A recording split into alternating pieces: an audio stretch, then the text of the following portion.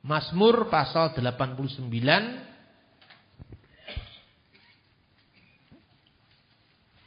bahwa yang sulung tidak harus berarti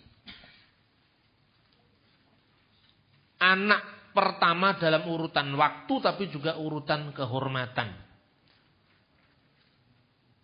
Saya baca teksnya demikian.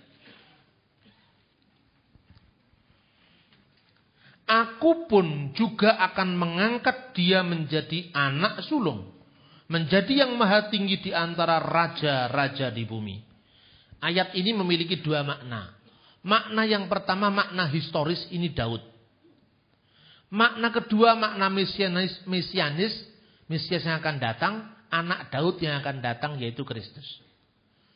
Baik Daud sebagai makna historis dari ayat ini disebut anak sulung.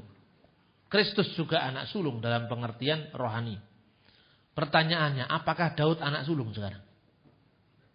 Tidak.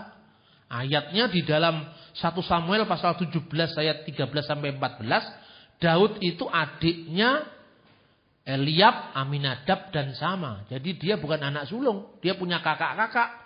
Tapi kenapa aku jadikan yang sulung, Bekor, yang memiliki kedudukan lebih tinggi dari raja-raja di bumi. Jadi sulung dalam posisi, sulung dalam kehormatan, bukan sekedar sulung dalam urutan waktu. Jadi itu, jadi caranya saksi Yehova bermain sulap kita paham kan sekarang?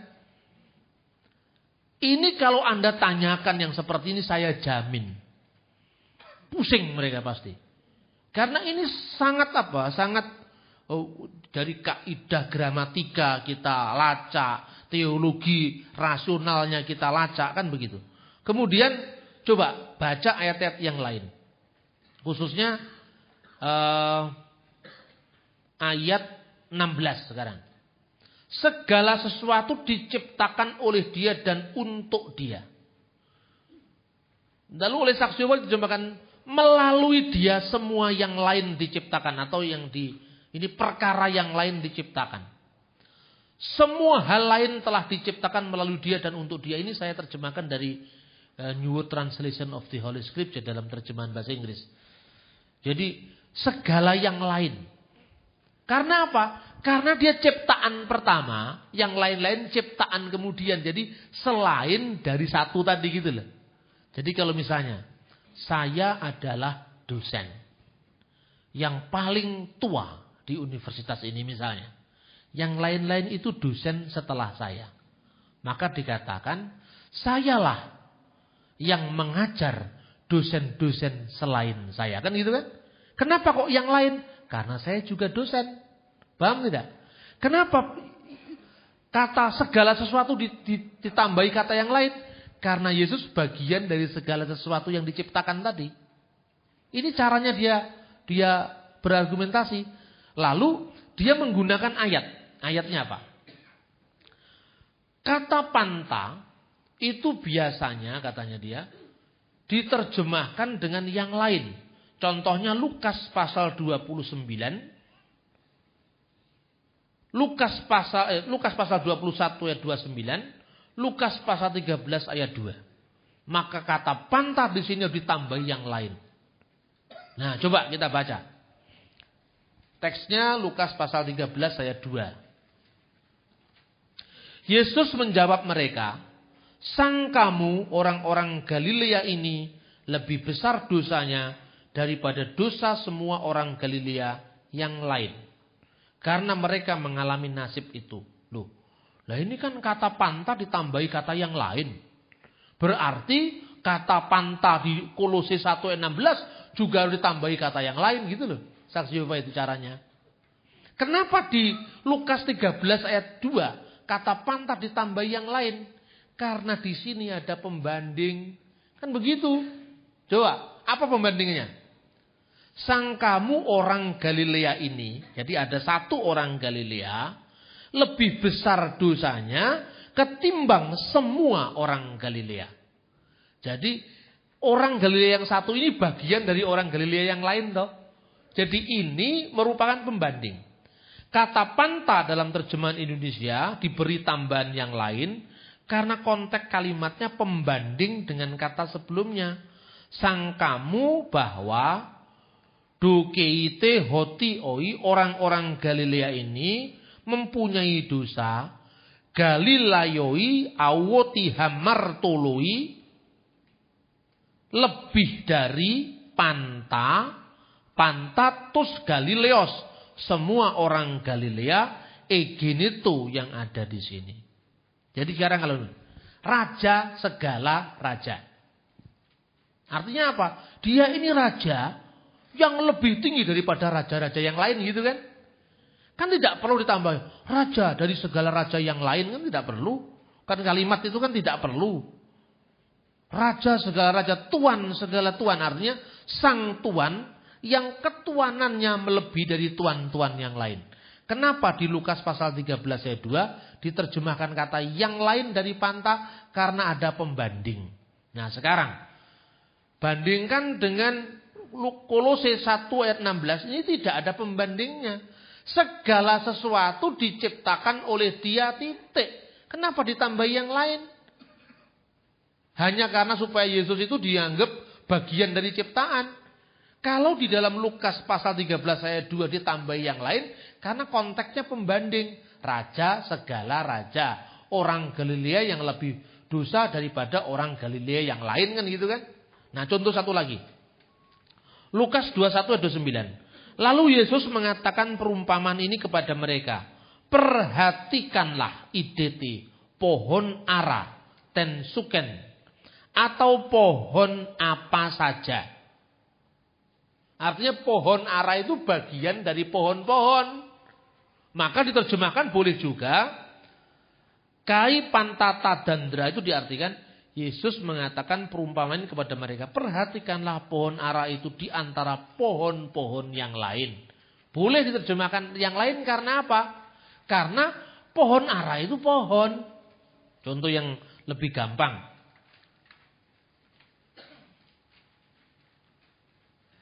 Saksi Yehova itu adalah umat bagian dari umat beragama. Di antara umat-umat beragama, saksi Yehova adalah yang terbodoh di antara mereka. Misalnya ini. Berarti saksi Yehova umat beragama bukan? Umat beragama. Boleh artinya diartikan di antara umat beragama yang lain, saksi Yehova pikirannya paling lamban misalnya. Karena dia bagian dari umat beragama, maka boleh ditambahkan yang lain. Lah tapi kalau Kolose 1:16 itu kenapa dikasih yang lain? Segala sesuatu diciptakan oleh Dia, titik. Karena tidak ada pembandingnya. Mulai paham nggak caranya dia merekayasa ayat? Ini pabrik rekayasa ini saksi Yehova ini. Coba saya tuh kadang-kadang kalau baca gini kurang ajar. Kok bisa bunyinya kayak gini? Saya lacak, saya cari. Oh ini apa? Orang-orang saksi Yehova itu lebih bodoh dari semua orang beragama. Maksudnya saksi Yehova termasuk bagian dari orang beragama yang lain, tapi mereka yang paling bodoh. Jadi yang lain di sini sesuai dengan logika pembanding. Tapi coba bandingkan. Segala sesuatu diciptakan oleh Dia dan untuk Dia. Gak ada bandingannya. Kenapa ditambahi segala yang lain? Ini kalau Anda serangkan ke mereka, mati kutu langsung. Karena memang banyak kutunya, mati kutu. Jadi teks-teks semacam ini memang direkayasa luar biasa. Ini satu contoh lagi, Filipi pasal 2 ayat 21. Sebab semuanya menjadi kepentingannya sendiri, bukan kepentingan Yesus Kristus. Sebab semuanya menjadi kepentingannya sendiri, bukan kepentingan Yesus Kristus. Oleh saksi Yehova diterjemahkan, sebab semua yang lain mencari kepentingan sendiri, bukan kepentingan Yesus Kristus. Dan ditambah yang lain itu supaya ada alasan untuk Kolose 1:16 ditambahi yang lain gitu loh. Jadi ini memang luar biasa apa? Ngapusinya luar biasa. Jadi dia sadar, nanti kalau ini saya terjemahkan begini, pasti ditanya begini. saya ambilkan ayat ini. Nanti kalau ditanya begini, mesti begini saya tampilkan ayat ini. Jadi itulah yang namanya metode ayat bukti. Nah, saya kira cukup ya soal Kolose 1 ayat 15-16. Sekarang kita lihat lagi satu ayat Wahyu pasal 3 ayat 14.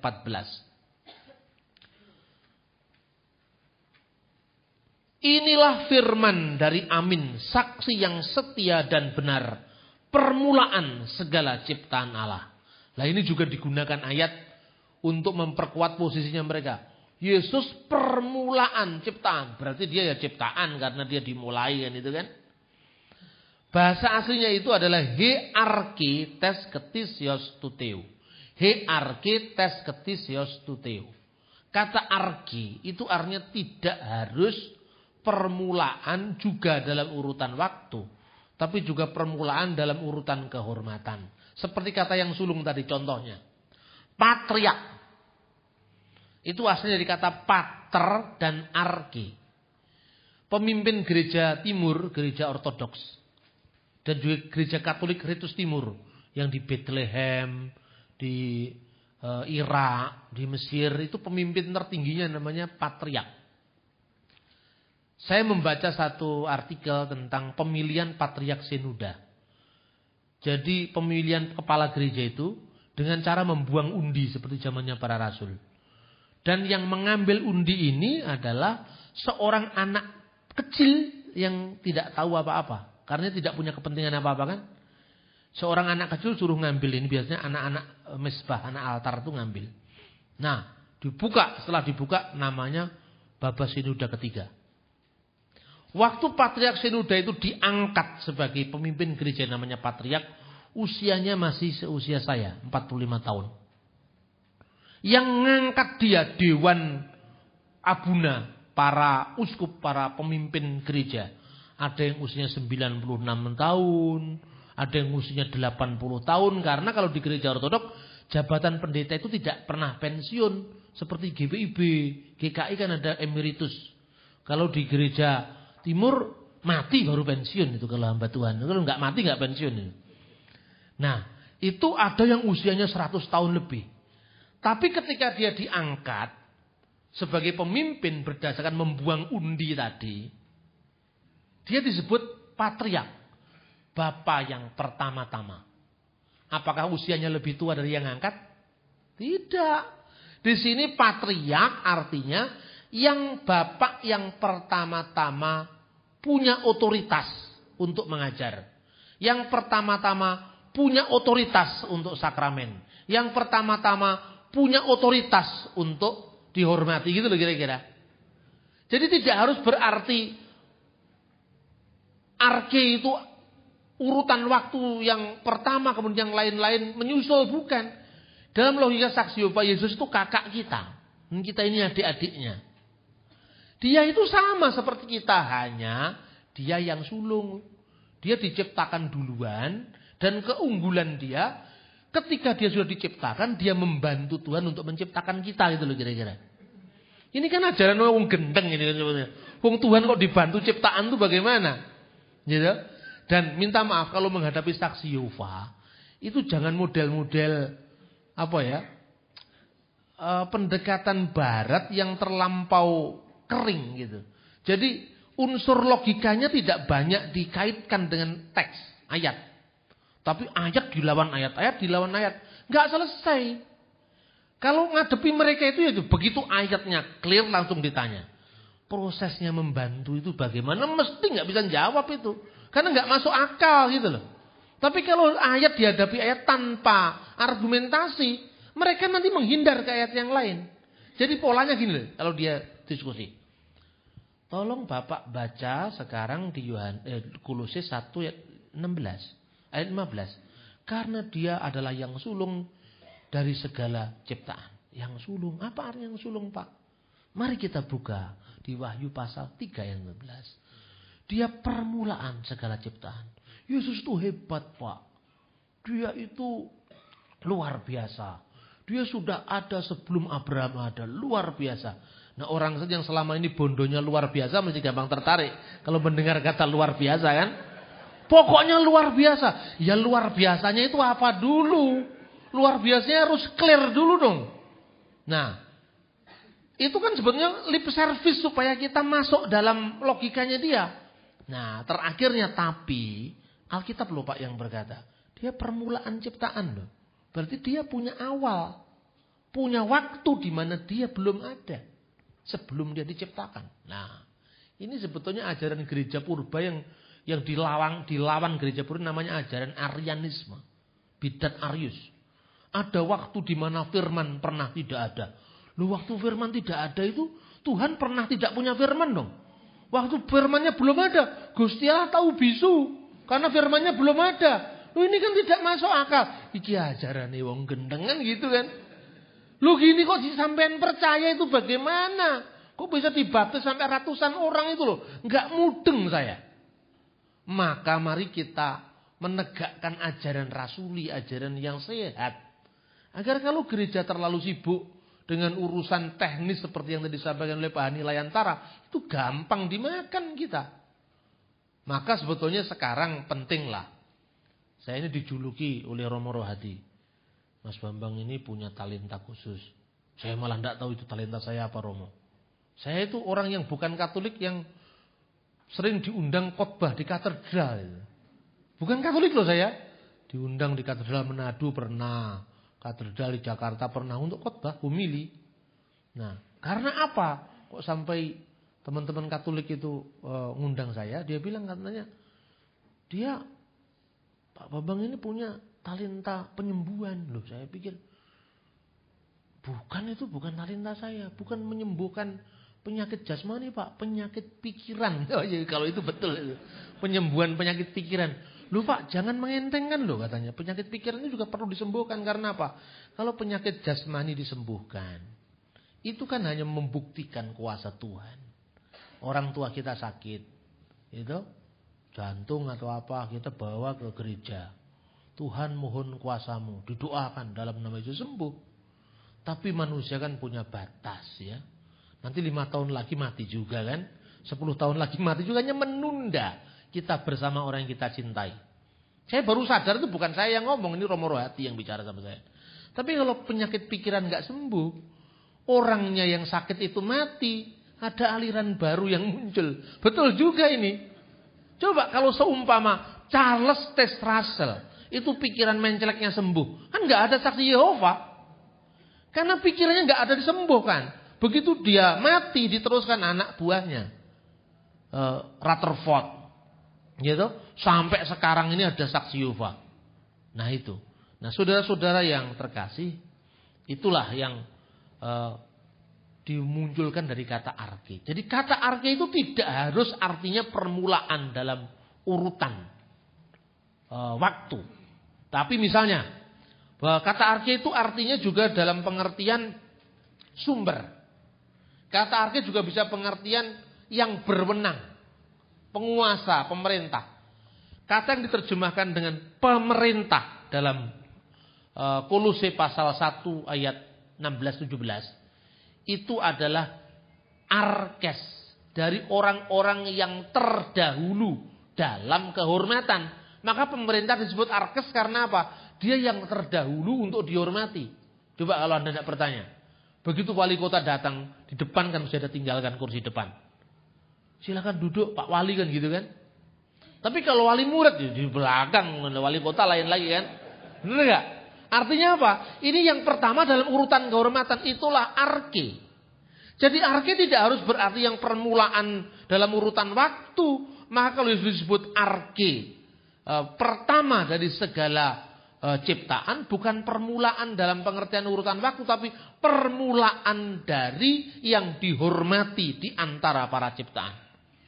Karena sadar Wahyu pasal 3 ayat 14 itu mudah diplesetkan oleh saksi Yehova, maka Lembaga Alkitab Indonesia dalam terjemahan yang terbaru ya tahun 98, terjemahan baru edisi 2, itu tidak lagi menerjemahkan permulaan dari segala ciptaan Allah, tapi sumber dari segala ciptaan Allah. Nah jadi saya begitu diskusi sama Nugroho Cahyadi. Nugroho Cahyadi itu pemimpin dari kelompok, kalau yang di Indonesia itu namanya Jemaat Global Indonesia. Itu ada. Itu saksi Yehova gaya baru itu. Jadi mereka ngakunya nggak saksi Yehova, tapi namanya Gereja Jemaat Global Indonesia. Pimpinannya itu ada Dr. Cahyadi Nugroho di Semarang sinodenya. Jadi diakui pemerintah. Gampang sekali kan kalau menjawab pengakuan dari Bimas Kristen Protestan. Sebab para pejabat yang di Bimas itu juga tidak tahu teologi. Makanya asal prosesnya, prosedurnya terpenuhi ya sudah diakui. Nah, waktu diskusi itu dia katakan sama saya gini, "Loh, Pak Bambang, saya dasarnya hanya Alkitab. Jadi kalau Anda membantah saya, tunjukkan dasar Alkitab juga." Oke, saya sepakat. Mana Pak yang Bapak maksud? Wahyu pasal 3 ayat 15 itu yang bicara Alkitab. Yesus itu permulaan dari segala ciptaan Allah. Artinya apa? Yesus itu ciptaan. Itu yang ngomong Alkitab Pak, bukan saya. Saya keluarkan Alkitab yang edisi revisi. Saya tunjukkan. Ini yang ngomong saya ini Alkitab Pak Cahyadi. Ini firman Tuhan ini, coba Anda baca. Inilah firman dari Amin. Saksi yang setia dan benar. Sumber dari ciptaan. Ini Alkitab Pak ini. Bingung dia. Nah, sampean terlambat. Itu sudah direvisi. Saya bilang gitu. Terus dulu. Itu sudah direvisi yang loh. Firman Tuhan kok direvisi? Yang direvisi itu kan terjemahannya. Firmannya enggak direvisi tetap. He arkes ketisios tuteu tetap sampai akhir zaman ya. He arkes ketisios tuteu itu sampai langit dan bumi enggak ada, tetap ayatnya itu. Tapi karena terjemahan itu seperti saya katakan mengandung distortion. Kata kudu tadi loh seperti itu, misalnya kata Yunani, Anda mau terjemahkan agape, ya, philia, eros. Ini 3 kata yang artinya semua cinta. Mana ini yang ini? Di Alkitab kata philia dan kata agape artinya sama-sama kasih. Tapi konteksnya kan lain. Philia itu kasih persaudaraan. Agape itu kasih ilahi yang tidak menuntut balas. Tapi karena bahasa Indonesia miskin untuk mengungkap itu ya semua kasih kan gitu kan. Nah, semua bahasa mengalami problem yang sama. Misalnya bahasa Jawa. Mengenal kata untuk kelapa. Lebih dari 1. Degan, klopo, kambil, cengkir, bluluk. Ayo sekarang. Bahasa Indonesia bluluk apa ada enggak? What is the meaning of bluluk bahasa Inggris? Enggak ada. What is the meaning of cengkir? Enggak ada. Masa itu kelapa tua, kelapa muda, kelapa lebih muda lagi, kelapa kecil enggak mungkin ada itu. Calon kelapa itu manggar Pak, lain lagi. Manggar itu namanya. Ini artinya bahasa. Jadi kita tidak bisa mengandalkan terjemahan terus. Karena apa? Ini memang berubah sewaktu-waktu. Contohnya. Pada masa King James. Raja James di Inggris. Kata ghost itu artinya spirit. Maka dengan baptiskanlah in the name of the Father. And of the Son. And of the Holy Ghost. Tapi ada filmnya sekarang. Ghost itu hantu artinya. Selang 400 tahun setelah zamannya King James, Ghost artinya bukan lagi Holy Ghost dalam pengertian Alkitab King James. Makanya King James sekarang direvisi menjadi New King James Version. Kan begitu. Contohnya, Anda baca Alkitab terjemahan lama. Yang Injil Yahya, surat kiriman daripada Yakobus, surat kiriman yang pertama daripada Paulus. Kata daripada itu, sekarang artinya pembanding. Di antara orang yang suka membaca, saksi Yehova yang paling sedikit membaca daripada mereka, ya kan? Daripada ini membanding. Tapi kalau dulu, zamannya Hamzah Fansuri, zamannya Amir Hamzah, kata daripada itu artinya of. Misalnya, Epistle of James, surat kiriman daripada Yakub. Loh, daripada Yakub kan lebih baik Elias. Sekarang kan gitu. Coba sekarang. Kalau Anda membaca Alkitab terjemahan lama. Sekarang kata perkara. Gitu. Ada nyanyiannya. Gimana itu? Segala perkara gitu kan. Tapi kata perkara sekarang artinya kasus. Benar apa enggak? Zaman bahasa Indonesia tahun 70-an, kata perkara, dia akan menciptakan perkara-perkara besar. Wah, perkara yang lebih besar daripada Antasari. Perkara yang lebih besar daripada Cikias, perkara apa lagi ini? Gitu. Ini bahasa kan berubah terus. Nah, enggak bisa dong sekarang saksi Yehova pilih terjemahan tahun 1934. Ini penggawaian opo? Oh, yang asli ada kok 1934. Ini persis sama dengan apa almarhum Ki Haji Abdullah Wasian. Ada seorang muridnya dia, Fakultas Kedokteran, Kristen dari Tulungagung. Orang Kristen dari Tulungagung. Sudah semester akhir di Fakultas Kedokteran Brawijaya. Bapaknya pusing 7 keliling karena anaknya mau ikut Abdullah Wasian. Terus kemudian datang ke rumah saya. Gimana Pak untuk menerapi anak saya? Ketemu pendeta sudah tidak mau. Ya memang kalau sudah begitu sudah akut ini stadium 4 ini sudah. Gak mau ketemu pendeta. Nah sekarang gini. Cerahkan sama saya. Loh, gimana Pak ngadepinya? Sudah tenang. Jangan gugup. Kalau gugup malah gak berhasil nanti. Saya kasih buku saya. Gitu. Saya kasih buku saya. Nah ini Kristen tapi kok tulisannya ada Arabnya. Minimal kan orang mikir dulu kan. Terus di mana buku ini? Jangan dikasih. Kamu baca ini enggak akan baca gitu. Di mana dia sering duduk di situ, makan apa-apa, letakkan aja buku ini. Nah, ini kan caranya orang itu mau baca tapi tanpa disuruh gitu loh. Orang kita itu kalau ditekan-tekan malah memberontak. Suatu saat rupanya bapaknya itu telepon saya malam-malam. Semalam dia baca buku itu. Bingung saya loh, kenapa? Bingung. Wong sasarannya memang dibaca. Begitu dia baca langsung, dia marah sama bapaknya. Ini buku apa nih kok bisa di sini? Loh, saya juga nggak tahu, saya belum baca itu dari teman saya. Buku yang mana? Kan buku saya banyak. Ini kok jadi begini? Karena pikirannya sudah rusak membaca buku saya itu. Pikiran yang dibangun oleh Abdullah Wasian itu sudah rusak. Kok jadi begini? Loh kenapa? Ini siapa yang nulis ini? Saya juga nggak tahu. Tapi kan bisa kita cari informasinya. Nah, satu saat dia telepon, Pak, anak saya mau ketemu sama Bapak. Terus alasannya apa? Saya sudah menemukan nomornya Bapak ini dari sini. Oke, dia telepon saya. Pak, ini betul yang namanya Pak Mama? Iya, betul. Mau apa kamu? Ini kan bukan bahasa pendeta kalau mau apa kamu kan. Begitu saya gituin langsung dia down dulu. Saya mau ketemu sama Bapak. Untuk apa ketemu sama saya? Saya membaca buku Bapak. Terus apa urusannya kamu ketemu sama saya? Enggak, saya kepingin tahu. Ya, belum tentu kamu bisa ketemu sama saya. Untuk apa kamu ketemu sama saya? Enggak Pak, ini saya penting Pak. Mulai merendah dia. Tapi kalau iya kapan kan? Biasanya pendeta kan gitu kan. Pendeta itu begitu, oh ini kemana saja? Militan betul itu. Tapi biasanya kalau orang dikejar gitu malah lari. Kalau saya enggak usah. Kamu untuk apa kamu jadi Kristen? Kamu enggak terlalu pintar aja, enggak ada gunanya kamu jadi. Malah jadi itu. Kalau disuruh-suruh jadi enggak jadi dia. Ini trik-trik psikologi dalam pengertian apa? Menyadarkan orang ojo kemeroh, ojo keminter gitu maksud saya. Akhirnya untuk ketemu sama saya itu saya garap dulu. Dia harus saya suruh ke Jakarta. Saya tinggal di Malang, dia tinggal di Tulungagung. Ketemunya harus di Jakarta, biar ada perjuangan. Terus hari ini saya mengajar di Jakarta. Kalau Anda mau ketemu sama saya, ketemu di Jakarta. Pak, di mana Bapak ngajarnya? Di sini saya ada acara di hotel ini, kamu datang, ada kelas ekstensi yang saya ajar di sana. Datang dia. Orang itu kalau sudah sok tahu, sok keminter kayak saksi Yehova, langsung Anda hantam, dia pasti ngelawan karena belum mendengar informasi kan. Informasi yang dia dengar itu kan informasi dari pendahulu-pendahulunya dia dan merasa itu benar.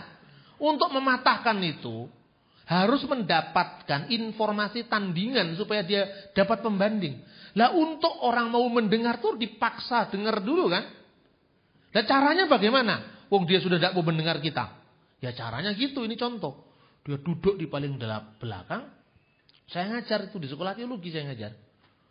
Temanya enggak pasti situ. Saya ngajar tiba-tiba berubah. Bingung itu ketua kelasnya. Pak Bambang, Ini kok temanya jadi ini bisa meneng wae lah. Golek perlu tak tambahi jame lah, orang bayar apa-apa saya bilang. Ini satu orang tuh lebih penting dari kamu saya bilang. Ini keminter ini soalnya. Begitu selesai dia ngajar langsung lemes dia. Kenapa kamu? Capek kamu? Enggak Pak, saya jadi bingung. Bingung kenapa? Ternyata informasi yang saya terima itu semua enggak sama Pak. Enggak samanya di mana? Ngaku dia. Saya sudah 2 tahun ini Pak saya menjadi muridnya Al-Falah. Terus saya itu diajari Pak ini ada 50 terjemahan Alkitab yang berbeda-beda. Saya bingung Pak. Ini persis dengan metodenya Saksi Yehova. Memang Abdullah Wasian itu mengambil alih metode Saksi Yehova. Ini Pak terjemahan bahasa Melayu tahun 1934. Ini bahasa Melayu tahun 1733. Ini bahasa Melayu tahun 1890 terbitan Singapura. Itu ada semua dia. Nah terus, oke, semuanya ini ya, saya jawab sekarang. Itu dari rumah sudah saya bawa dari Malang. 5 terjemahan Al-Quran. Baca. Dia sudah bisa membaca bahasa Arab loh. Tinggal 1 langkah saja. Saya baca. Ya Pak, terjemahannya aja, jangan dibaca teks aslinya. Ya Pak. Dengan nama Allah yang Maha Pengasih dan Penyayang. Satunya baca. Dengan menyebut nama Allah Maha Pemurah lagi Maha Pengasih. Sebut satunya lagi. In the name of Allah most gracious, most merciful. Baca satu lagi. Ing asmane Gusti Allah kang maha murah ing dina iki maha asih ing dina mangke. Mana yang benar ini? Ini kan terjemahan Pak. Oke, simpan dulu jawabanmu. Surat Maryam baca ini. Seorang anak berseru. Mata air. Ini anak atau mata air? Ini kan terjemahan Pak. Simpan dulu argumentasimu. Ini semua yang kamu kumpulkan juga terjemahan. Bahasa aslinya kembali. Apa? Bismillahirrahmanirrahim. Sama kan?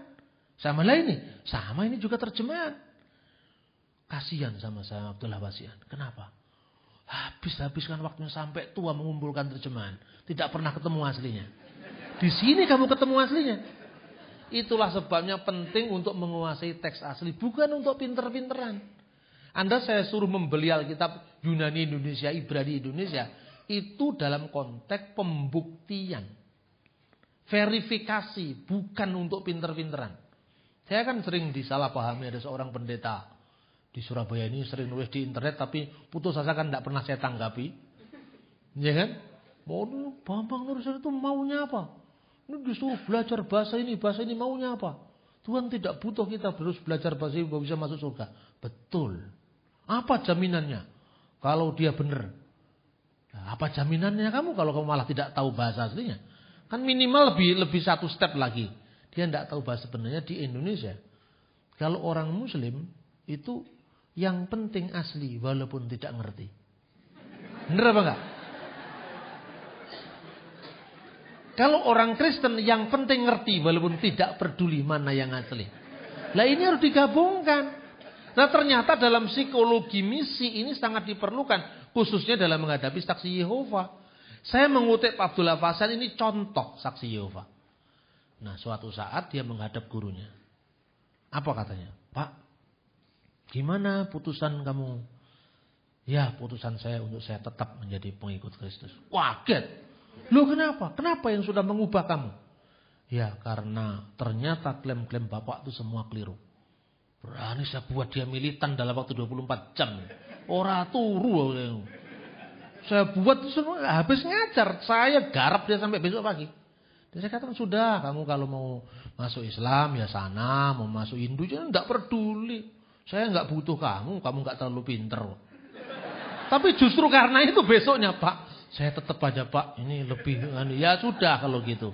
Pulang ke orang tuanya bingung, ini ada manusia aneh, tidak ramah sama sekali, tapi saya dicerahkan. Ada kasus-kasus di mana kita tidak bisa main semua sopan semua. Orang disopani kadang-kadang malah tidak ngerti. Ada waktu di mana dia dihentakkan begini, kejongor baru didandani itu loh. Ini modelnya saksi Yehova. Karena mereka sudah kejongor itu persoalannya. baca teks sudah keliru, ngutip salah-salah, ini banyak sekali.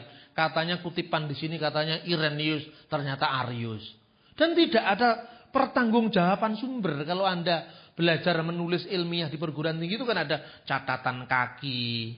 Ini judulnya, pengarangnya, kalau terjemahan siapa penerjemahnya, halaman berapa, penerbitan kapan, di kota terbitnya kapan, itu kan ada semua. Ini sama sekali nggak ada yang begini. Lah yang begini bagaimana dipertanggungjawabkan? Ternyata ini salah-salah. Gitu loh. Jadi itu saudara-saudara. Nah, sekarang yang terakhir dan yang sisanya ini masih ada ya. Karena saya lihat Anda sudah mulai capek. Jadi saya tidak memaksakan diri. Nanti kalau pertemuan kedua sudah mulai lebih antusias lagi dan Anda sudah ada bahan untuk dibaca, nanti kan lebih enak, gitu kan? Pertama-tama saya ceramah di gereja begitu. Pak ini gimana sih Pak? Apa? Bapak ini khotbah kok ada tanya jawab lah, ya sudah. Model baru ini kan. Nah, terakhir adalah metode yang selain ayat bukti. Itu gini. Ayat-ayat Alkitab itu kan macam-macam cirinya ya. Ada ayat nubuat, gitu. Ada kitab-kitab yang puitis, gitu. Ada surat-surat, ada gospel atau Injil. Itu harus dilihat konteksnya. Tidak bisa dipukul rata misalnya. Kalau kita membaca Amsal. Amsal ini termasuk kitab hikmat. Ya kan? Ditulis oleh Sulaiman, Nabi Sulaiman. Jauh sebelum Kristus datang ke muka bumi. Lah otomatis ayat-ayat nubuat, ayat-ayat ini sifatnya nubuatan ke depan. Satu. Yang kedua, bahasanya bahasa yang masih samar-samar. Karena memang Kristusnya belum datang. Ya kan? Dibungkus oleh bahasa-bahasa yang sifatnya puitis. Itu satu. Dibandingkan dengan Injil Yohanes. Ini jelas-jelas Injil yang ditulis oleh saksi mata. Ketika apa yang dinubuatkan oleh para nabi. Itu sudah datang di depan mata kita. Firman itu menjadi manusia, telah menjadi manusia. Dan tinggal di antara kita. Dan kita telah melihat kemuliaannya. Berarti sudah real.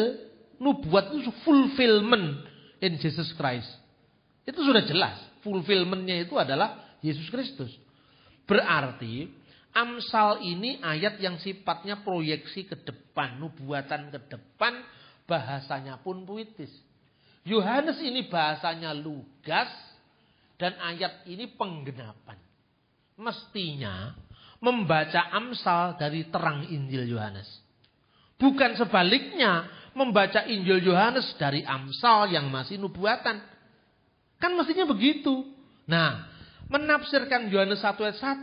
Gimana harus ditafsirkan dari Amsal 8 ayat 22 kan terbalik. Mestinya Amsal 22 ditafsirkan menurut Yohanes pasal 1 ayat 1. Karena yang satu ini bersifat nubuat, yang satu bersifat penggenapan kan begitu. Nah, ayat yang dibacanya itu gini. Tuhan telah menciptakan aku sebagai permulaan pekerjaannya.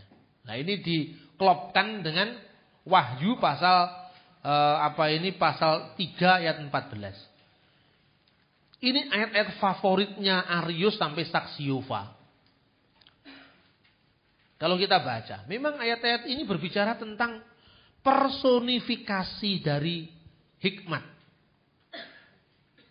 Tuhan telah menciptakan aku sebagai permulaan pekerjaannya. Sebagai perbuatan yang pertama-tama dahulu kala. Sudah pada zaman purbakala aku dibentuk. Pada mula pertama sebelum bumi ada. Sebelum air samudra raya ada aku telah lahir. Sebelum ada sumber-sumber yang syarat dengan air. Sebelum gunung-gunung tertanam dan lebih dahulu daripada bukit-bukit aku telah lahir. Sebelum ia membuat bumi dengan padang-padangnya. Atau debu dengan dataran yang pertama. Ketika ia mempersiapkan langit, aku di sana. Ketika ia menggaris kaki langit pada permulaan air samudra raya. Ketika ia menetapkan awan-awan di atas dan mata air samudra raya yang meluap dengan deras. Ketika ia menentukan batas kepada laut. Supaya air jangan melanggar titahnya. Dan ketika ia menetapkan dasar-dasar bumi. Aku ada sertanya sebagai anak kesayangan. Setiap hari aku menjadi kesenangannya dan senantiasa bermain-main di hadapannya. Aku bermain-main di atas muka buminya dan anak-anak manusia menjadi kesenanganku. Ini ayatnya saksi Yehova. Bukan ayat yang dibikin saksi Yehova. Ayat yang diplesetkan saksi Yehova.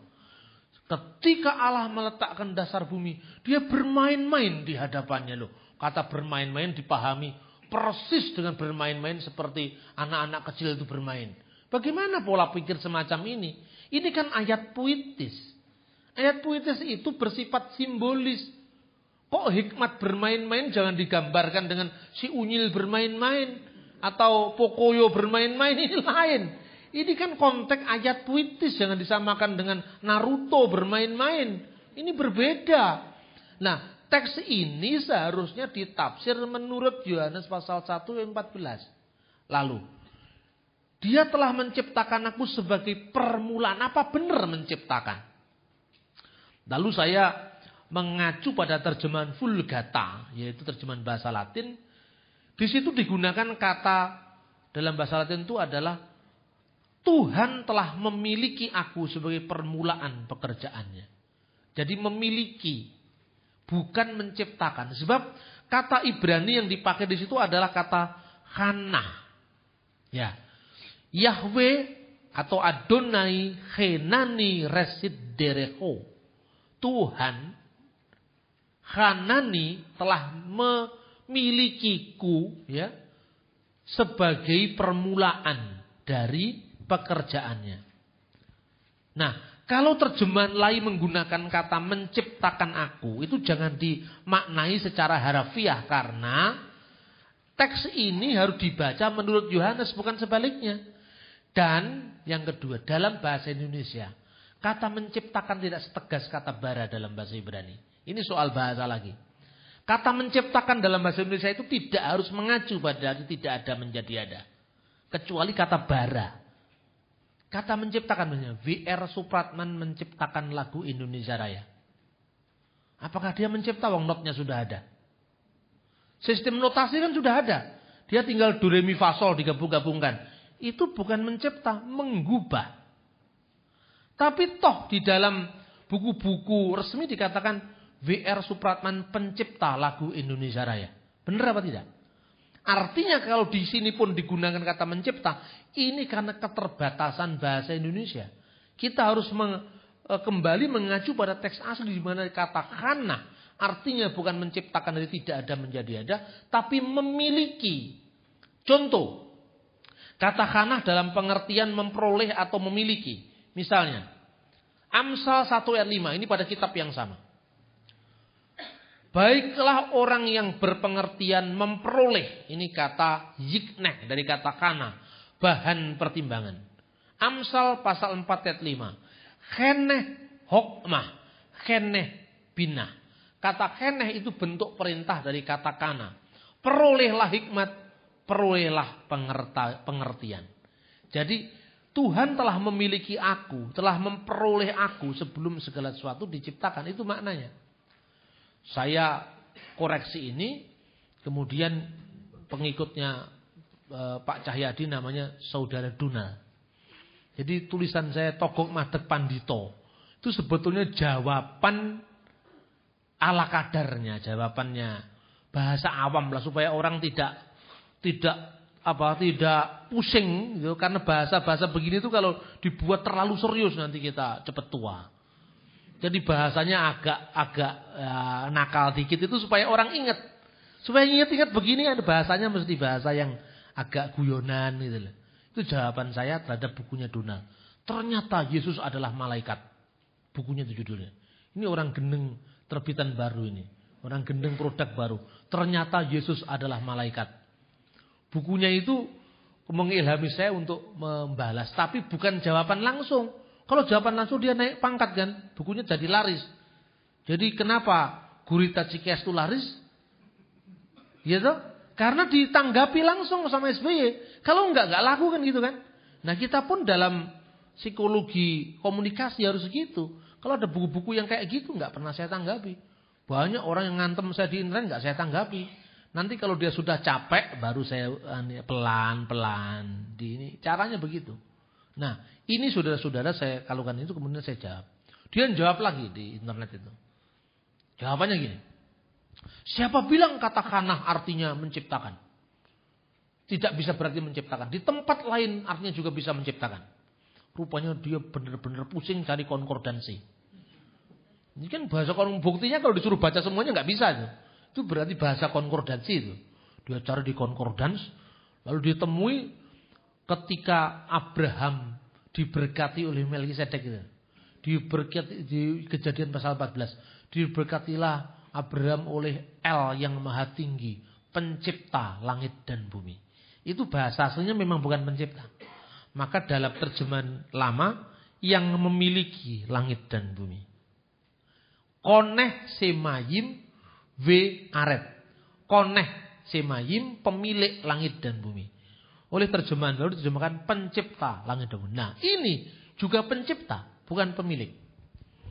Nah, saya jawab dengan guyonan gini. Setiap bahasa itu tidak bisa diartikan harafiah. Tetapi dilihat jiwanya. Terjemahan Alkitab bahasa Indonesia ini tidak terlalu harafiah. Kenapa tidak terlalu harafiah? Karena kalau dibuat seharafiah mungkin, aneh. Bahasa Ibrani itu sering menggunakan bentuk diterangkan, menerangkan. Bukan menerangkan, diterangkan. Ini kalau Anda belajar bahasa Indonesia kan MD, DM itu contohnya.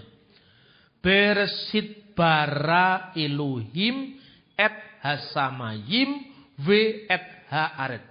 Terjemahan kata per kata interlinear. Pada mulanya bereshit. Bara diciptakan. Ini kata kerjanya dulu, bukan kata bendanya dulu, subjeknya.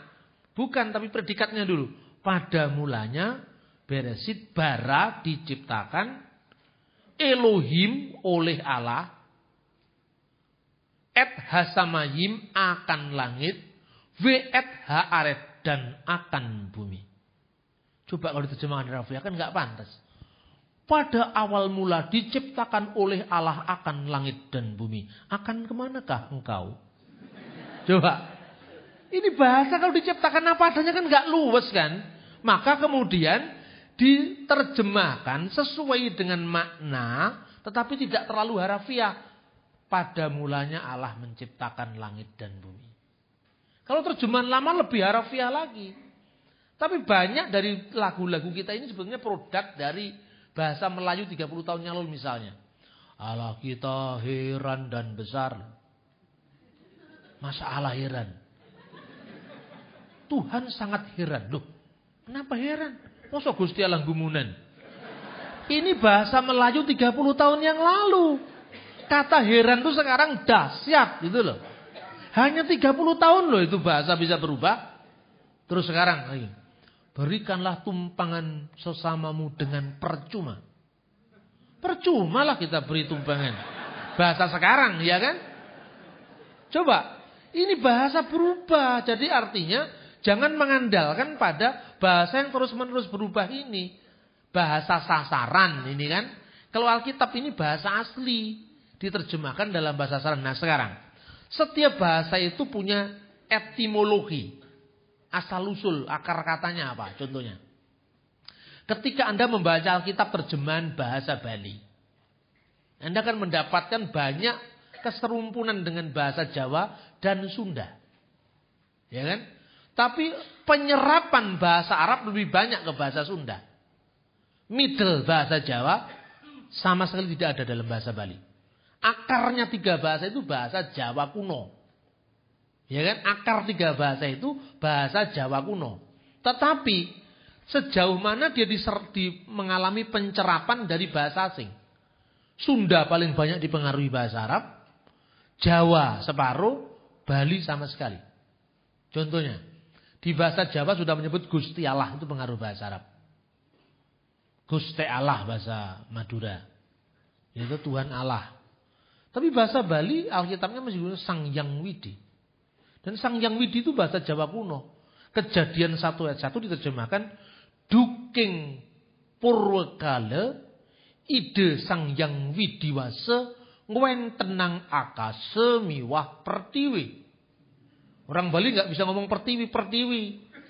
Ya kan?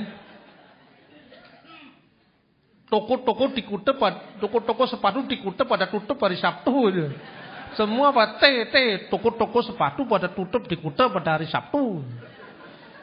Duking Purwakala ide Sang Hyang Widiwasa ngwentenang akasa miwah pertiwi. Itu bahasa Indonesia.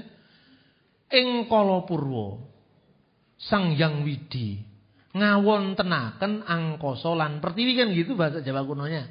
Bahasa Jawa. Nah, kata Widi itu asalnya dari mana? Enggak ada di bahasa Sanskerta Widi. Widi itu artinya takdir bahasa Sanskerta, bukan nama Tuhan. Itu produk Indonesia.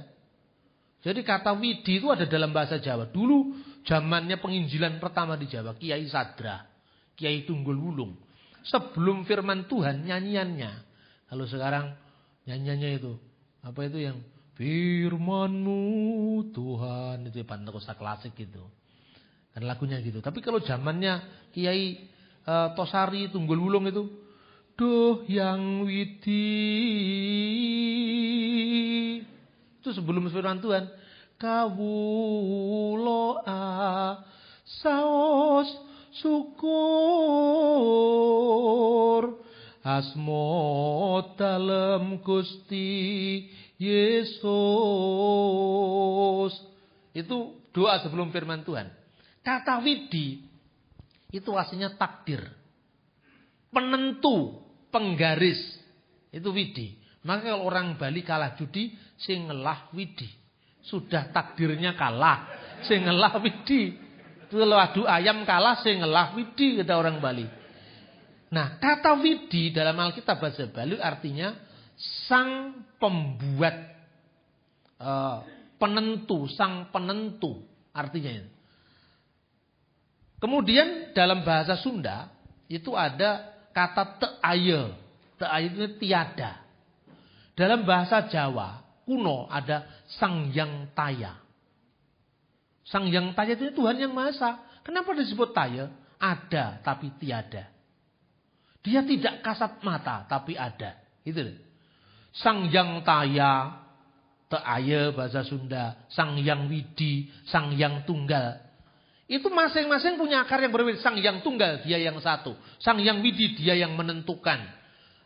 Sang Hyang Taya dia yang tidak ada secara kasat mata. Tapi ada di mata batin orang yang percaya itu. Masing-masing bisa diteliti. Begitu diterjemahkan dalam bahasa Indonesia apa? Tuhan yang Maha Esa. Kan gitu kan? Salah? Tidak salah. Ini terjemahan fungsional namanya. Jadi setiap kata memiliki akar itu tidak diperdulikan. Karena apa? Bukan itu tugasnya lembaga Alkitab. Itu tugasnya para teolog. Tugasnya lembaga Alkitab itu menyebarkan firman agar dimengerti oleh para pembaca yang awam. Para teologlah yang mencari maknanya. Kenapa di sini digunakan kata koneh semayim vea aret. Tapi di tempat lain digunakan kata boreh. Dia yang mencipta. Di sini koneh, dia yang memiliki. Itu tugasnya para filolog, para teolog. Bukan tugasnya lembaga Alkitab. Tugasnya lembaga Alkitab menyebarkan Alkitab di satu pihak. Setia pada teks asli di pihak lain bisa dimengerti. Maka terjemahan yang terlampau harafiah akan menyulitkan awam untuk membaca. Terjemahan yang terlampau bebas bisa kehilangan makna. Misalnya Living Bible. Itu terlalu bebas terjemahan itu. Lalu di Indonesia terjemahan firman Allah dalam bahasa sehari-hari. Terbitan Kalam Hidup itu dari Living Bible. Itu tidak direkomendasi untuk belajar teologi. Tapi direkomendasi untuk belajar Alkitab keluarga. Gitu loh. Jadi terjemahan Alkitab itu ada model-modelnya. Ada terjemahan fungsional, terjemahan interlinear. Interlinear itu terjemahan untuk anak-anak sekolah teologi. Kalau Anda belajar teologi, pertama menerjemahkan Alkitab, terjemahan word by word, kata per kata. Di situ interlinear. Nah ini. Jadi tidak bisa kita mengacu ini begini di kutak-kutik sini, kutak-kutik sini. Tidak bisa. Nah ini cara kita menerjemahkan kitab suci. Jadi yang seperti ini saya tulis di buku saya dengan kocak aja. Begini. Diambil guyonan gitu. Nah ini saya kira pertemuan kita pertama. Semoga Anda dengan guyonan-guyonan terakhir saya bisa ngingat yang sulit-sulit yang di awal tadi. Ya kan? Sebab kalau semua serius, ya saya pikir akan ini. Nanti yang sisanya 3 lembar ini akan saya sajikan secara sistematis pada pertemuan kedua. Supaya bahannya lebih jelas lagi. Ada yang bertanya, masih ada waktunya Pak Han ini.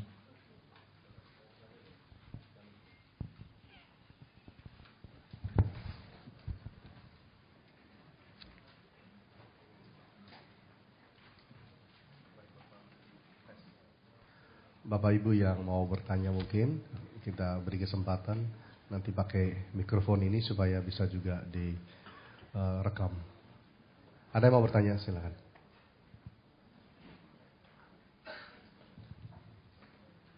Saya hanya bertanya, barangkali saya tidak mengerti sama sekali Pak. Kenapa aliran ini yang kita bicarakan sekarang ini apa namanya? Saksi Yehova kok tujuannya memutarbalikkan ayat-ayat ini? Apa tujuan sebenarnya? Makasih. Ya. Terima kasih. Sebetulnya kalau kita melihat perkembangan saksi Yehova, mungkin saja pertama-pertamanya tidak punya tujuan buruk. Jadi sebetulnya ayat Alkitab mengatakan umatku binasa karena kurang pengetahuan, ya kan?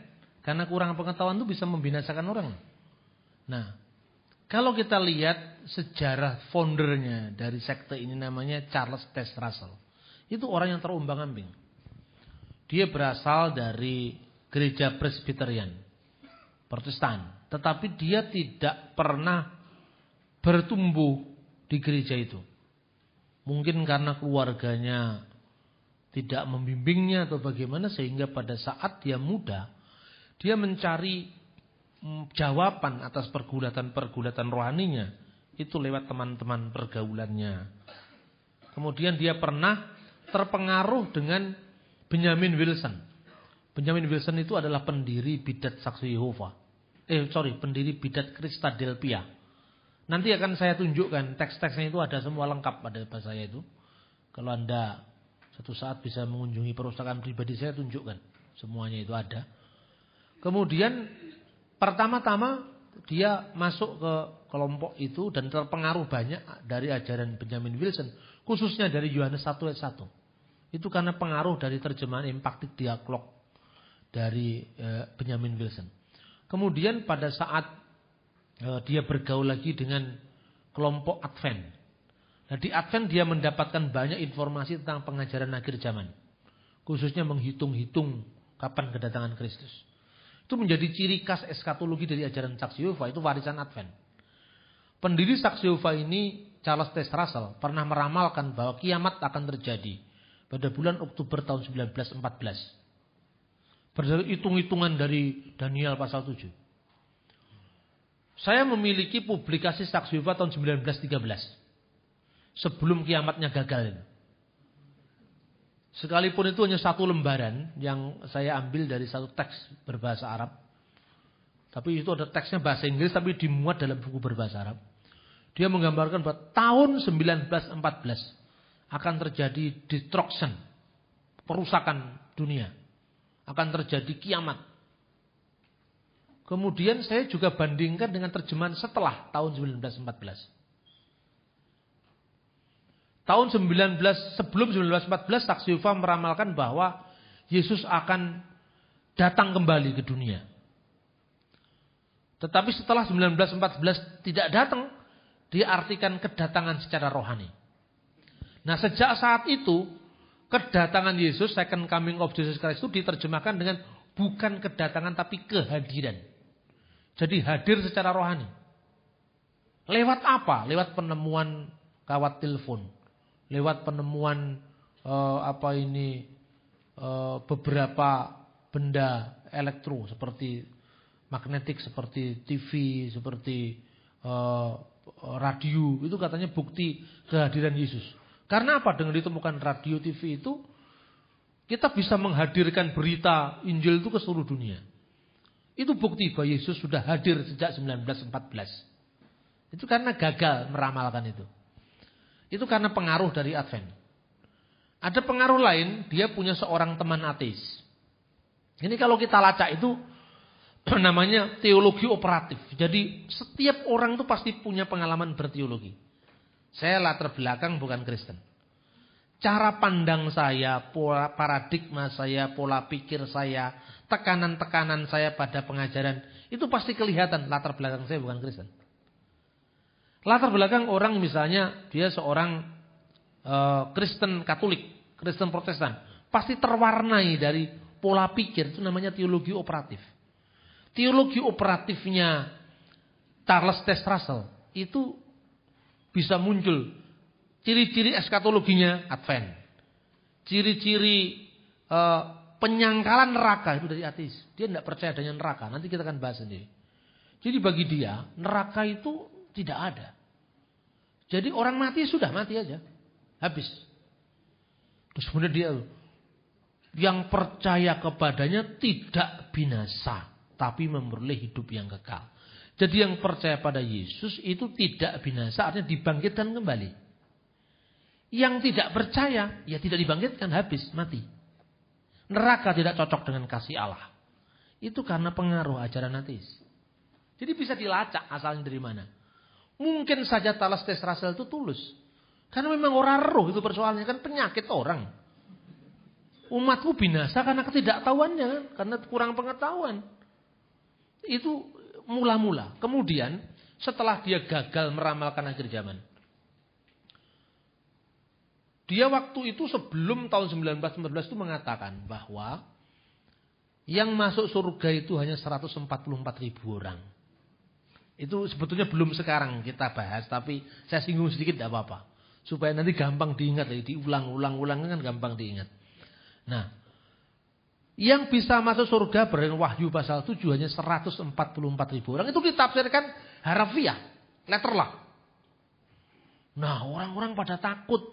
Ayo kita daftar sebelum habis yang 144.000. Ya kan? Begitu ke Charles Taze Russell mati, kiamat tidak datang tahun 1914.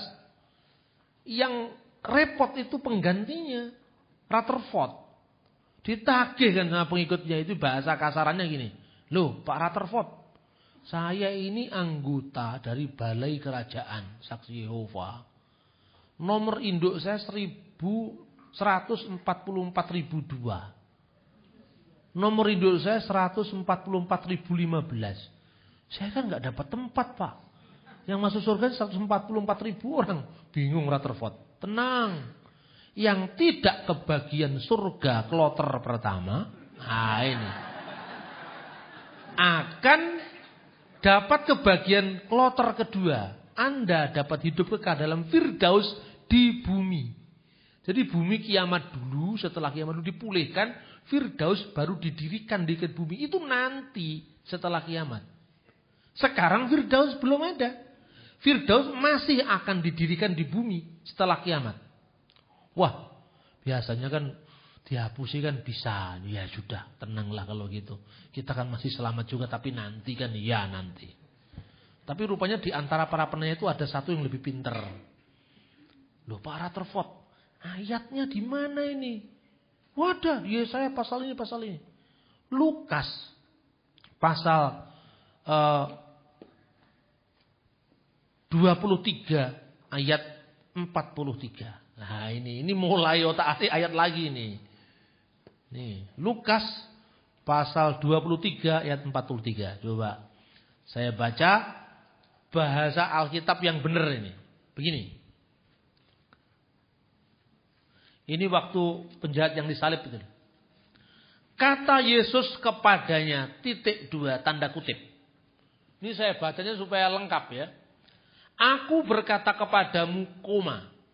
Sesungguhnya hari ini juga engkau akan bersama-sama aku di dalam Firdaus. Sesungguhnya hari ini juga kamu akan bersama-sama aku di Firdaus. Pertanyaannya, berarti hari ini Firdaus sudah ada apa belum? Sudah. Hari ini juga kamu akan bersama-sama di Firdaus. Mungkin si pengikutnya tadi bertanya, Pak Rutherford, berarti kan Firdausnya sudah ada. Kok katanya masih akan dibikin di bumi nanti setelah kiamat? Bukan kurang akal kalau saksi Yehova tidak bisa menjawab. Di sini ayatnya diganti sama dia. Coba bayangkan, komanya digeser. Ya ini memang wong gendeng ya gini. Coba saya bacanya ya, ini karena kaget. Dan dia dalam tanda huruf kecil mengatakan kepadanya, koma, tanda kutip. Dengan sungguh-sungguh aku mengatakan kepadamu hari ini, koma. Jadi komanya dibelakangkan setelah hari ini. Engkau akan bersamaku di Firdaus. Engkau akan bersamaku di Firdaus. You will be with me in paradise. You will be with me in paradise. Tapi today-nya dimajukan. Jadi truly I tell you, koma, misalnya kan gitu kan. Today you will be with me in paradise. Maksudnya kan begitu. Bukan kurang akal kalau nggak bisa digeser. Truly I tell you today, koma, you will be with me in paradise. Jadi hari ini baru ngomong, belum Firdaus. Hari ini aku berkata sesungguhnya aku berkata kepadamu hari ini, koma. Jadi hari ini tuh ngomongnya. Ke Firdausnya you will be with me in paradise. Coba bayangkan. Kalau Anda membaca kitab suci. Tidak sampai titik komanya. Ya ini nasibnya akan dihapusi saksi Yehova. Benar apa tidak? Nah mestinya kalau membaca saksi Yehova itu ditelanjangi habis mestinya. Sampai dia tidak bisa berkutik. Jangan sempat pamitan sebelum dia dibaptis ulang. Mestinya kan begitu.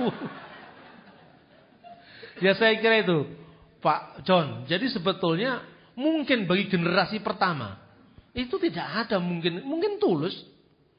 Generasi berikutnya itu yang kepotoan kata orang Surabaya. Wis kadung nisin lek ngakoni kleru. Ya sudah lebih baik kita malulah daripada kita disesatkan kan? Kalau wis ngerti kleru kenapa harus ngotot? Ya sudah. Nganu kleru kok panggah ngotot. Lah aku sampai kleru, sampai ngotot dipanggah kleru kan gitu kan. Ya sudah, stop. Mestinya gitu. Banyak sekali pada pendiri pertama memang mungkin tulus. Tapi berikutnya kan sudah mulai Charles Taze Russell kan memang mungkin masih kecil organisasinya.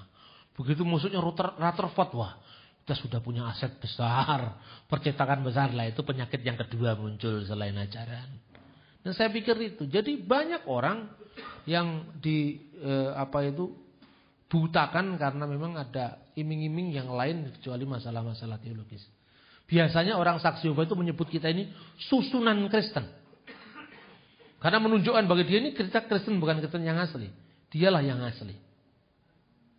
Ya, seperti itu. Baru 1931 nama saksi Yehova itu muncul. Sebelumnya itu persekutuan siswa-siswa Alkitab internasional.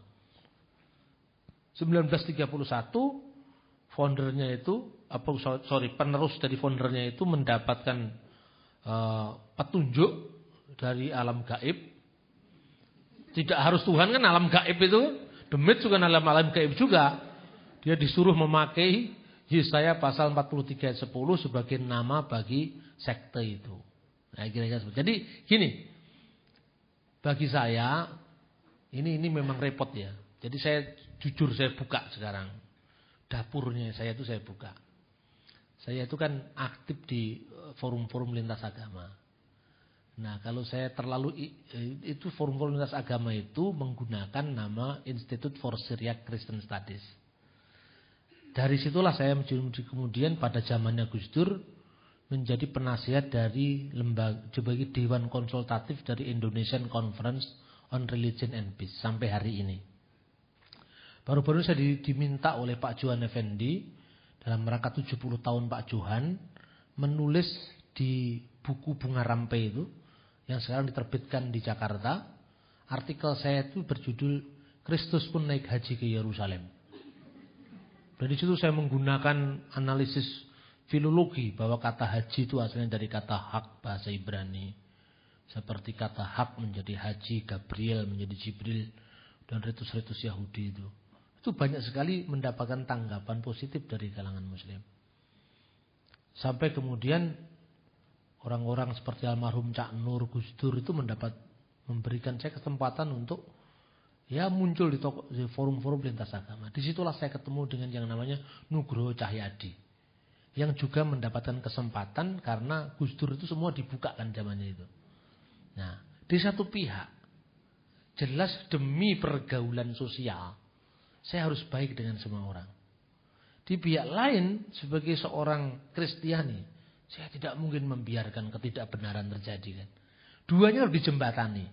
Nah, menjembatani yang konteks interreligius ini saya bisa memakai nama YSCS. Tapi tugas kita bersama untuk menghalau saksi Yehova, Mormon kan harus jalan juga. Makanya saya bilang sama Bu Susan, kalau yang apologetik itu biar paguyuban amin. Yang dialog biar YSCS. Dua-duanya jalan. Lintas agama diurusi, dapur sendiri jangan ditinggal. Saya paling tidak suka kalau mengatakan kita ini bukan eranya apologetik, kita eranya dialog. Itu betul kalau apologetik ngotot. Tapi kalau kita disalahpahami masa hak jawab tidak ada. Ya kan? Nah ini forumnya gitu loh. Jadi nanti kalau di luar kan pasti kok memang Anda seorang apologetik. Itu kan tergantung siapa yang memberi nama. Posisi saya kan saya diundang paguyuban amin kan enak kan? Bener nggak? Ayo coba. Mainnya harus gitu di masyarakat pluralis itu. Kalau enggak, orang kan enggak mau tahu.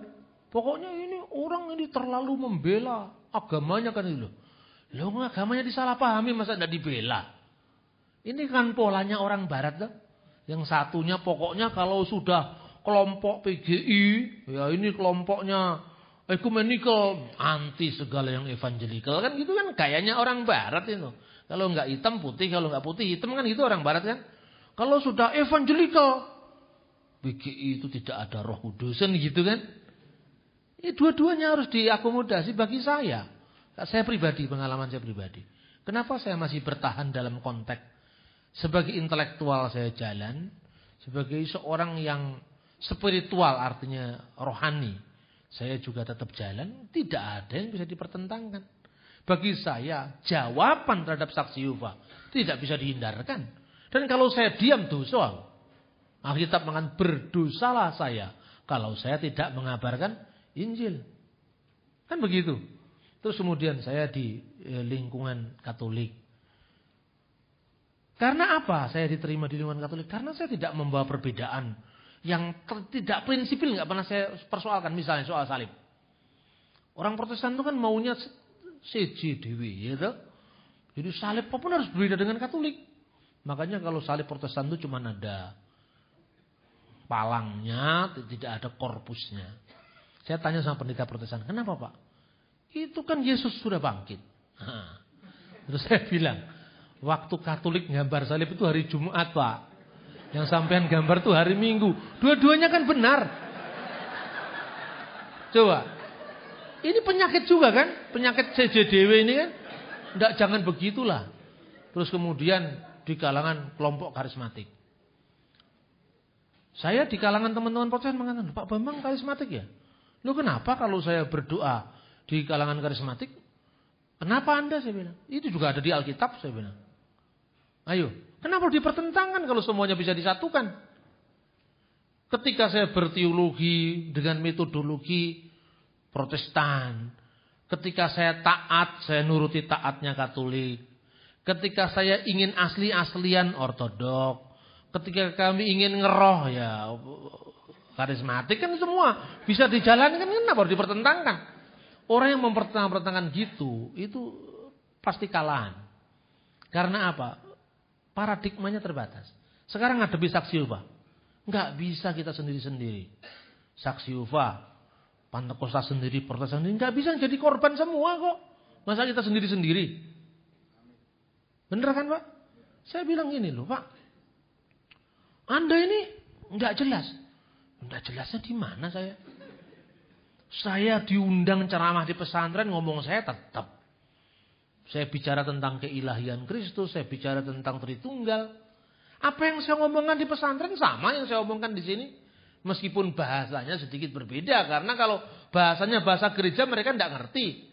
Kalau di gereja bahasanya bahasa Arab juga gereja nggak ngerti kan? Kan harus sesuai dengan konteks gitu loh. Dalam konteks saksi Yehova sudah tidak ada tawar-menawar. Kita harus hantam. Bukan hantam dalam pengertian dirusak, enggak. Jadi bagi saya, Pak Bambang, bagaimana pandangan Anda tentang saksi Yehova? Saya menjamin kebebasan mereka untuk berkembang.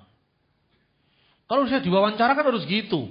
Apalagi lu wawancaranya misalnya Kompas, Jawa Pos kan nggak mungkin supaya ditutup. Itu kan sama dengan zaman Orde Baru. Ya kan? Seneng mereka kan. Mari silakan ya, Anda berkembang. Saya di SMS sama saksi Yehova. Silakan. Bapak merusak gereja saya. Saya bukan perusak. Jadi saya mendukung Anda. Berarti Bapak jadi saksi Yehova. Bukan begitu goblok. Saya kata ini. Itu SMS itu 200 lebih. Saya mendukung hak Anda untuk berbeda dengan saya. Apa dasar Alkitabnya? Alkitab yang berlaku bagi Anda, ayat yang berlaku bagi Anda. Biarkanlah ilalang itu tumbuh bersama gandum. Sampai waktu menuai. Ya kan? Lu kalau Tuhan aja menjamin kebebasan Anda kok. Kenapa saya melarang? Dia tanya. Siapa yang ilalang? Saya jawab, kamu. Terus saya jawab, jangan tanya lagi. Karena sudah jelas kamu belum bisa menjawab argumentasi saya. Belum kamu jawab sampai hari ini. Berarti ilalangnya kamu. Ketika kamu bisa menjawab, bagaimana prosesnya Yesus membantu Allah mencipta, baru Anda bisa ngaku gandum. Kalau sebelum Anda mengatakan Yesus mencipta bersama Allah dan Allah dibantu oleh ciptaannya, dan saya jawab bagaimana proses kerjanya, Anda tidak bisa menjawab, berarti Anda ilalang. Kan gitu kan? Jadi orang itu kalau ngotot, mesti ngototi juga. Kalau tidak, saya punya teman pendeta GKJW yang lebih toleran. Terus, Pak Pendeta, saya bilang, gimana? Saksi Yehova, itu juga saudara kita Pak Bambang. Ya, saudara kita bukan dalam Kristus, saya bilang. Kan benar. Lu jangan sampean itu begitu ramahnya kemudian orang ngerti bedane mau ke belakang atau luwe duduk Kristen kalau gitu. Kita harus tahu kita mau ke belakang rasanya kan lain kalau kita lapar. Mosok ora iso bedakne. Ya kan? Saudara ya saudara tapi ojo kabeh wong kok anggap padha, bukan begitu caranya. Ini betul loh, saya punya teman-teman begitu itu banyak loh, teman-teman pendeta itu. Saudara kita Pak, saya juga mengasihi mereka. Jangan menyerang mereka loh. Saya mengasihi mereka, makanya saya luruskan mereka. Bukan kemudian saya membenci mereka. Tidak sedikit pun saya membenci mereka. Tidak. Kita tidak membenci saksi Yehova. Kita mengasihi dan ingin mencerdaskan mereka. Itu saja. Lah buktinya apa nih? Nih satu tambahan Pak John. Biasanya orang tanya gini. Kalau Yohanes bersama-sama Markus, pada saat yang sama, apakah Yohanes adalah Markus? Saya jawab bukan. Kalau firman bersama-sama dengan Allah, apa pada saat yang sama firman adalah Allah? Iya. Bapak tidak konsisten, kamu yang tidak konsisten. Kenapa? Kamu tidak bisa memahami metodologi berpikir ilmiah. Maksudnya apa Pak? Karena kamu tidak bisa membedakan satu Tuhan dengan satu bakpao. Benar Pak? Ayo. Kalau Yohanes bersama Markus, Markus bukan Yohanes. Karena apa? Gundulnya Markus, gundulnya Yohanes, ndase saksi Yehova itu terpisah. Karena ini benda. Allah itu roh. Bagaimana Anda bisa samakan dengan bakpao? Kalau 3 bakpao diambil 1 bakpao tinggal 2 karena bakpao terikat ruang dan waktu. Coba kalau roh sekarang, bagaimana Anda membatasi? Enggak bisa dong. Enggak usah jauh-jauh. Di dalam Islam ada ungkapan innallaha ma'asyabirin. Sesungguhnya Allah beserta orang yang sabar. Hitunglah berapa jumlah orang yang sabar di Surabaya. Ayo sekarang. Allah beserta orang yang sabar kan? Emmanuel, Allah beserta kita orang yang beriman. Innallaha ma'al mu'minin. Allah beserta orang beriman. Berapa jumlah orang beriman kepadanya di Surabaya? Katakanlah ada 1 juta orang beriman. Di 1 juta tempat yang berbeda-beda.